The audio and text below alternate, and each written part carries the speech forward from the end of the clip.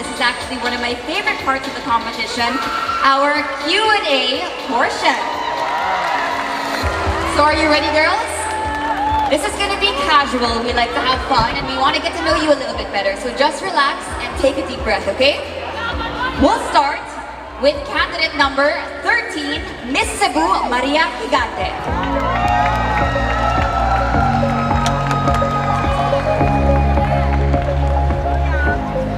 Okay, Maria, you're our lucky first girl to embark on the Q&A. So how are you feeling? Are you okay? We want to get those nerves out? I'm actually feeling great, Laura. It's such an honor to be joining you on this stage. I'm an event host myself, and Miss Laura Lehman is one of my idols. This is such a dream come true. Thank you so much. Well, maybe next year we'll see you hosting Miss World Philippines as well. All right, so your question is about your Beauty with a Purpose project. Now, Maria, how has the 21st century scale of collaboration helped you in realizing the vision of Polo, or your People's On-the-Go Livelihood Organization? Well, for those of you who don't know or are not so familiar, Polo, or the People's On-the-Go Livelihood Organization, is actually a collaboration between me, the Fashion Institute of Design and Arts in Cebu, and the organization that is known as Binibining Cebu Charities Incorporated. As a beauty queen, I always seek to help other people by using what I love to make a difference in the world. And my job as a model, with my relationships built and the friendships that I've built with designers and artists all over Cebu, that is the melting pot and creative capital of the Philippines, allowed me to inspire them to collaborate with each other and teach local communities basic skills in sewing, pattern making, cutting hair, and even tie-dyeing and lace making. What makes it so meaningful to me is the fact that I get to use the things that I love, fashion, and all of these things, and contribute to the world by giving sustainable value. Our village actually currently makes sustainable materials that you can use when you go grocery shopping. And the youth is highly encouraged and even given incentives when they are able to convert businesses to sustainable practices. And I actually have some samples that I brought with me during my Beauty with a Purpose presentation. Well, not here, but maybe I can show you backstage. And I had a conversation actually with your fellow Miss World, Miss Caterina Rodriguez. I showed her one of the diapers that we made in the village, made fully out of upcycled flour sacks and sometimes burlap. I know this is a long conversation, but I'm hoping that you're gonna ask me about it backstage. I think with an organization like Miss World, I hope to take this fight to greater heights and to really make a bigger impact on the world by creating more exceptionally empowered Filipinas. Thank you. All right, so we're all very much looking forward to that. Thank you very much, Maria Gigante.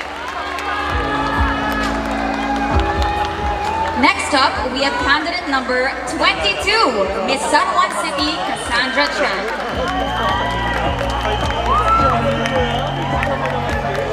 Hi, Cassandra. Okay, so I know you're a ballerina. I think I've seen some of your Instagram videos. I'm kind of a stalker. Oh, you have a mic. Okay, thank you very much to the lovely gentleman over here. And you won Best in Talent, is that correct? Yes, that's correct. Okay, so in addition to being a ballerina, you also advocate for cerebral palsy and epilepsy awareness, is that correct? So Cassandra, how can we make the community more understanding and more inclusive of our differently abled children with cerebral palsy and epilepsy? That is a great question, Laura. I think the best thing that we can do is just talk about it. I feel like we as beauty queens have a platform and we have a voice. And that voice is something to use for the Cerebral Palsy and Epilepsy Family Awareness Group, or the CEFAS GPH. I actually met them around 2 years ago. And it's something that's very great because, as you know, I am a ballerina and a ballet teacher as well. And I love enjoying myself on stage and performing on stage. And to have the Cerebral Palsy and Epilepsy Family Awareness Group, just to meet the families, just to meet the children, is a very heartwarming thing. And I hope to bring awareness to that and to bring light and shed awareness on 1.6 million children with cerebral palsy in the Philippines. And I think that's something that I could do right now here on the Miss World Philippines stage. Thank you. All right, a big round of applause for Miss Cassandra Chan. Next up, we have candidate number 36, Miss Bulacan, Lady Justerinnie Santos.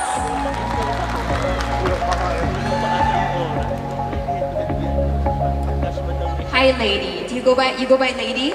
Hi, Miss Laura. Yes, you can call me Lady. Oh, I love that name, Lady. Okay, all right, Lady. Well, yes, our Youth Empowerment Solutions is the advocacy closest to your heart. So how do you think young people nowadays should turn every no into a yes to make their lives more empowering every day? Okay, that's actually one of the questions I've prepared to answer.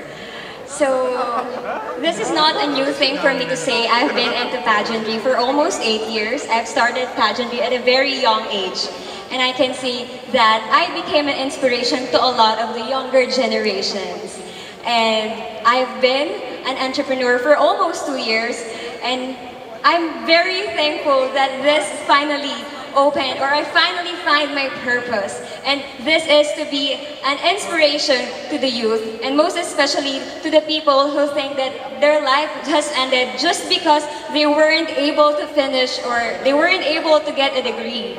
For me, I'm standing here in front of you in behalf of the Youth Employment Solutions beneficiaries, and I'm so happy that one of them is here with me. Kay Ate Marichel. Hi, Ate Marichel. She wasn't able to finish her college degree, but I'm so thankful and grateful to God because I became an inspiration for her. Thank you so much. Thank you, Lady. Well, I'm sure you're an inspiration to many. Maraming salamat. Next up, ladies and gentlemen, we have candidate number 8, Miss Iloilo Province, Tsina Jade Chu.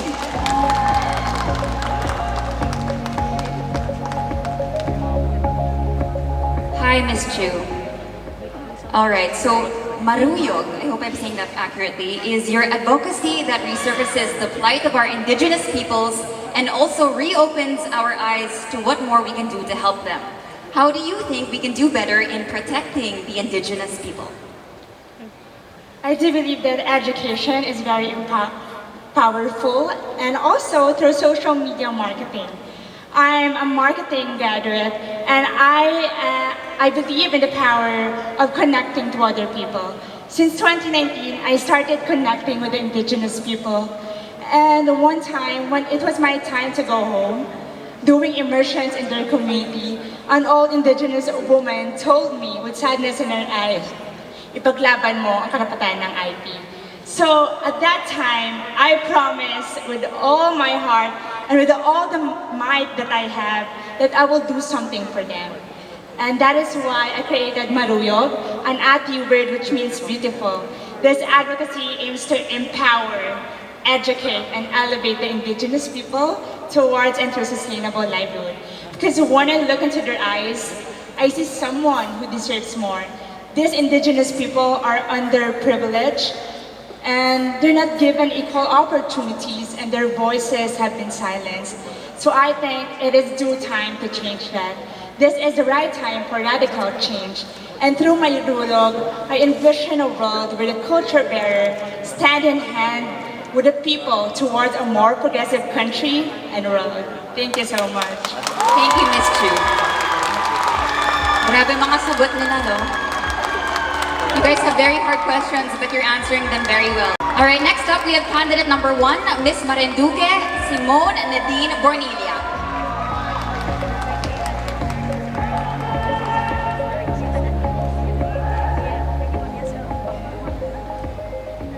Hi, Simone. All right, Simone, you were quoted with saying, kindness should not be discriminatory. If given a chance, how will you lobby this advocacy to the incoming administration to support the 50 para sa Golden Lolas? Well, I think that I'm actually currently doing that right now, which is vying for one of the crowns here in Miss World Philippines. I think that this competition alone will give me such a great platform to promote my advocacy. Because again, I have joined a few pageants before, but in Miss World Philippines, that's where I really found my purpose. That's where I really put focus on the certain sector that I want to help out, and that was the people at the Home for the Golden Gays. And I do encourage everyone to please watch my BUAP video, because I'm sure that if you were to see it and you were to get inspired to help them, because it is an attainable goal, then we would collectively help erect and construct a permanent center so that they won't have to worry about paying next month's rent or having to beg for alms for food. So really, I do encourage everyone to help me do that. Thank you. Thank you, Simone. Next up, ladies and gentlemen, we have candidate number 2, Miss Rojas Capiz, Erika Vinculado.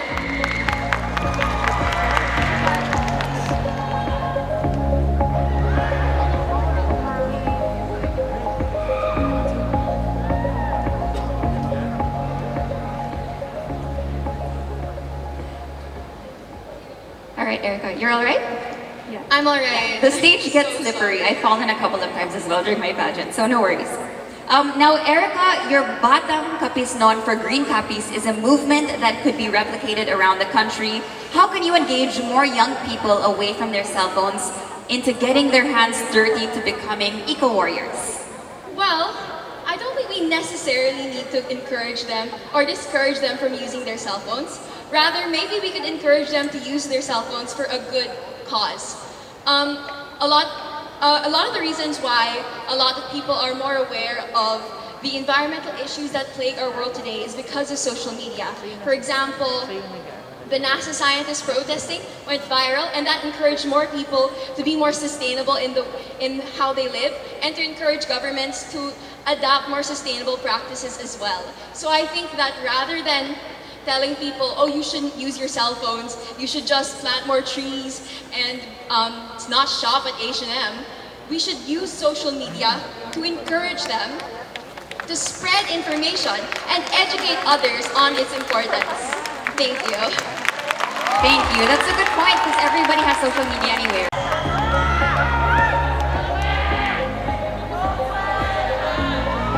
Hi, Gwen.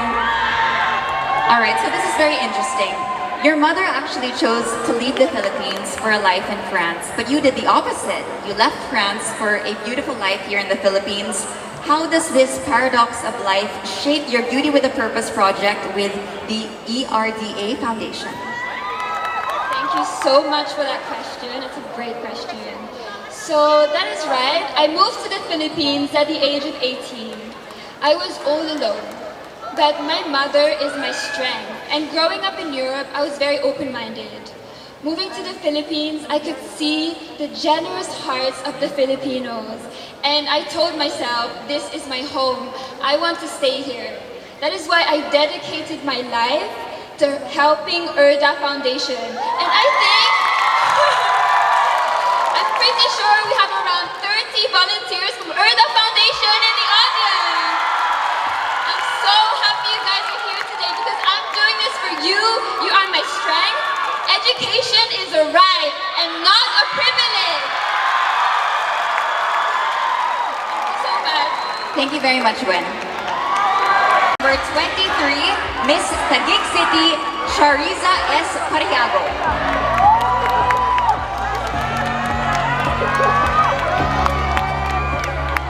Hi, Charyzah. So this is your question. With Miss World Philippines as your platform, how can you turn your baby steps at Bistakeville community into big leaps as we prepare from blended learning to face-to-face schooling? One of the things I always tell the children that I work with, my little Andrea, Sophia, and the thousands of others that we've been able to touch, is that what you gain from this project does not stay with you. You have to create a legacy and be role models for little girls that grew up in situations like you, that want to be rock stars and scientists and musicians like you. Because I was a little girl like that too. And I had a kindergarten teacher that constantly told me that I could take over the world if I had enough resources, if I had someone that believed in me. And what I want to do with my Baby Steps program, in order to turn them into big leaps, like you said, is to be able to increase the amount of resources that we give to our children. Especially with the pandemic, we have seen firsthand that the education is a right to everyone, but is not accessible to everyone. Every child does not have a laptop or Wi-Fi, but they do have the right to learn. And with the platform of Miss World Philippines, I want to expand that to ensure that not only am I touching the hearts of every kid in Manila, but every kid in the world. Thank you. Well, thank you, Ms. Taguig, and best of luck with your Beauty with a Purpose. Next up, everyone, 17, Miss Paranaque, Ingrid Santamaria.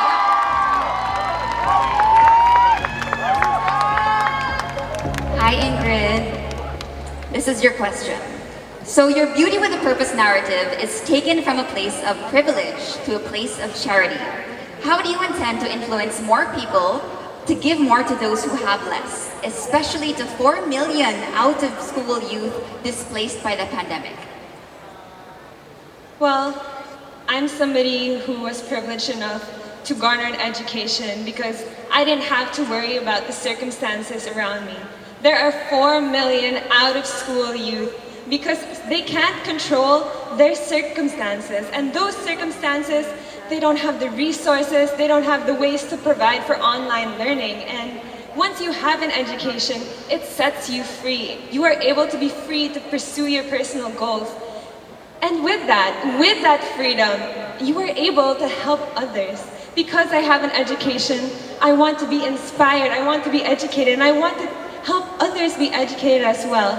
And I call on everybody to be able to use that love, use that power that you have, use that knowledge you have, to be able to uplift others so that as a society, we will all be able to grow.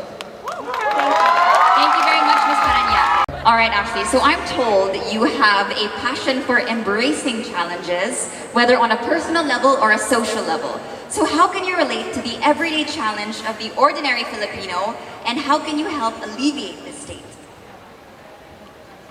The COVID pandemic has highlighted many hardships we've all had to go through to all kinds of degrees. Personally, my income was affected, my education was affected, as well as the relationships with those I love dearly. But through this, we persevere through those challenges. Through our passion for the things that we care most about, through our hope for that light at the end of the tunnel, we move forward. So I encourage people to find that passion and let it burn a fire within you, and let that fire become your light at the end of the tunnel. Because when we self-empower ourselves, we are capable of overcoming any calamity, embracing any challenge, and attaining anything in this beautiful world. Thank you. Thank you, Ms. Makati. More power to our passion. Gabby's sister, right? Okay, she joined, oh, she's here, hi. She joined my batch in Miss World Philippines as well. All right, Pao. So working with children with special needs, do you think that our government is doing enough to address the needs of these children? Well, I have talked to many professionals here in the Philippines, and I have talked also with families who have children with special needs, and they all address the lack of understanding and information that there is out there. And that is what I want to promote. I've been working with a very known Filipino pediatrician. His name is Dr. Di Malanda, which I say hi from here. And we want to bring safe places for these children to have their proper tools and educational tools that every child deserves. I want to create awareness on these children because they deserve it. Every child deserves to be empowered, encouraged, and be part of our society. Thank you so much. Thank you, Paula. With you on this one because animal welfare is one of your advocacies here in Miss World Philippines. That's right. So do you think that we need more legislation, and in what aspect can we humanely extend more care for the animals around us? Yes, definitely. I do understand that there is existing legislation when it comes to protecting our animals here in the Philippines, but I've always believed that we can do more. I think a lot of people really undermine the importance of taking care of our animals, because when our animals are healthy, then us humans will be healthy too. I'll give an example. The recent monkeypox virus has actually had such a great outbreak all over the world, and it's actually a zoonotic disease. It came from sick animals, and all of these zoonotic diseases can definitely be prevented if we can only take care of our animals and give respect to them. Because it's not only a question of morale as stewards of our earth, but as co-inhabitants of this planet, it is our duty to take care of them much as we take care of us humans as well. And that is something that I would love to bring into the world stage. Thank you. Thank you, Erika. I would have to agree. So your advocacy is Babae Bounce Back, is that correct? Now that advocacy is both timely and heartwarming, not to mention a call for action for women in your community and the country as a whole. What Filipino value takes front and center in this worthwhile project? As an exceptionally empowered Filipina, I always remind myself to cherish Filipino values, to define the identity of us Filipino, and Babae Bounce Back touch our value of resilience against all odds, especially as women. We remain resilient against all odds, and that is something that I am very proud of, to uplift women in my advocacy. Thank you. All right, a round of applause for Bea, everyone. Aliana, all right, so violence against children, especially the abandoned and orphaned, remains a pervasive social problem today, and we're very glad to hear that you're elevating it for national discourse in your chosen advocacy. How do you feel about the recently passed law that recognizes and protects foundlings? Good evening, everyone. Good evening, Miss Laura. I'm the type of person that strongly believes in living a life that is thoughtful and purposeful. And I'm very grateful that I was able to use this platform to foster my advocacy. I admire the government for passing the law, but we can do more. Perhaps we could promote and help me promote the children with confidence. Thank you so much. Thank you so much as well, candidate. Hi, Alison. Okay, I'm told a girl boss is in the house tonight. Everybody describes you as a girl boss because your project, Girl Boss, is very innovative. But why do you think is entrepreneurship still an uphill climb for women in the Philippines today? Entrepreneurship is not something we teach our women from when they're young.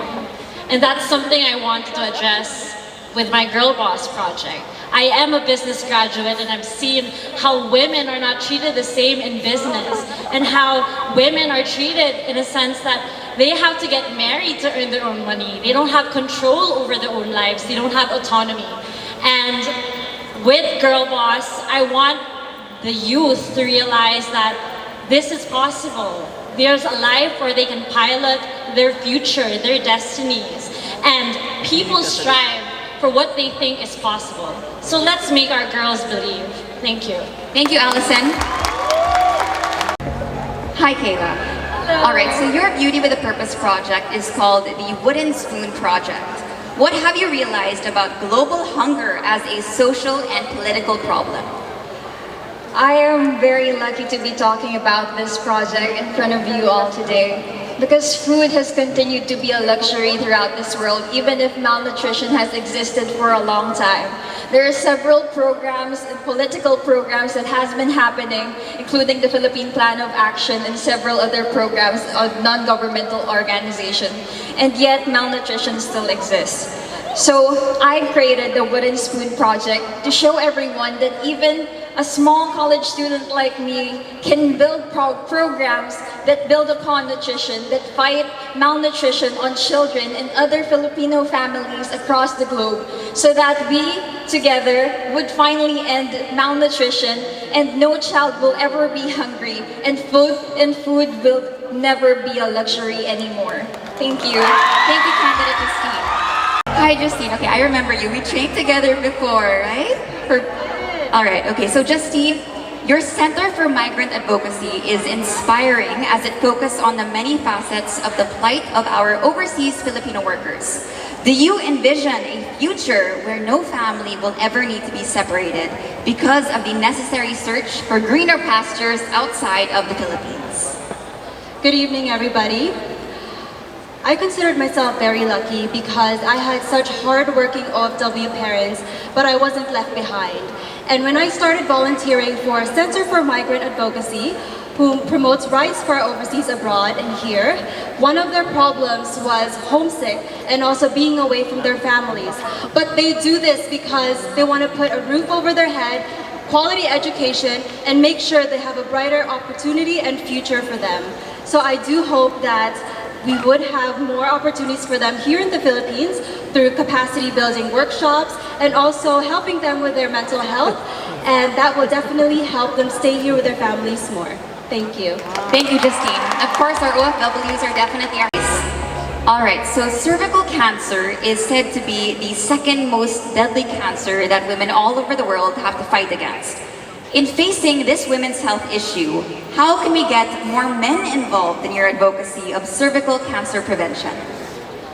Actually, first I would like to say it's really detrimental that this issue in our country is really overlooked and not much talked about.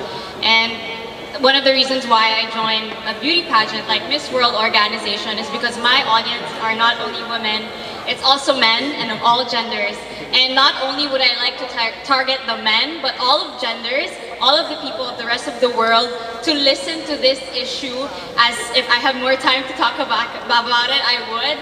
And I think that's one of the most important things that I can do as a Miss World candidate and off stage. Thank you. Thank you very much, Ms. Aklan. Manipol.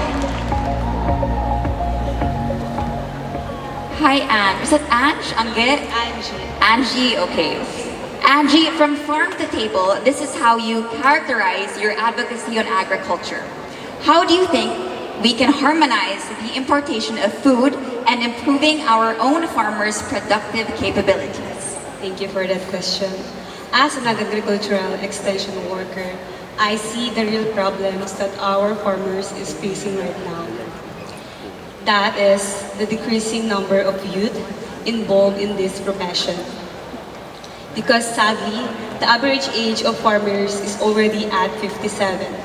If the old age of farmers continues, there will be insufficient numbers of farmers in the next 10 years. And to be able to limit the importation of agricultural products, we must inspire the youth, transform farmer, and sustain development. Because my mission is to educate and equip our farmers into the new technology we have today.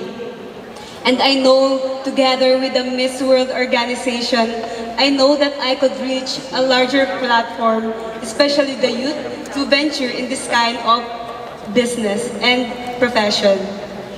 And I know, together with the agricultural sector, we can make a better world without hunger. Thank you so much. Thank you, Angie.